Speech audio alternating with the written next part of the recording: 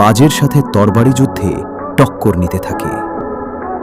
বাজের সাথে তার কোনো জন্মের শত্রুতা আছে সেটা আমার জানা নেই। এভাবে লড়াই করতে করতে একসময় বাজের হাত থেকে তার কড়াইটা খাদে পড়ে যায়। তখন বাজকে বাঁচানোর জন্য রাজকুমারী তার দিকে চুলের গোছা ছুঁড়ে মারে। তখন বাজ চুলের গোছাটাকে শক্ত করে ধরে নিচে লাফ মারে। এদিকে আলীবাবা তার 40 চোর নিয়ে গুহা থেকে বের হচ্ছে, কিন্তু পথে তাদের সাথে বাজের দেখা হয়। তারা বাজকে মেরে ফেলতে চায়। করণবাজ তাদের গুহা সম্পর্কে সবকিছু জেনে গেছে। তারা অনেকগুলো তীর মারতে ছিল, কিন্তু একটাও বাজের গায়ে লাগতে পারছিল না, কেননা বাজ প্রতিবারই কোনো না কোনোভাবেই সেগুলো এড়িয়ে যাচ্ছিল। বাজ খানিকটা বুদ্ধি খাটিয়ে একটা বড় গাছের লতা ধরে দোল খেয়ে এসে আলীবাবাকে একটা ধাক্কা দিয়ে বঙ্কিশালের পিঠ থেকে ফেলে দেয়।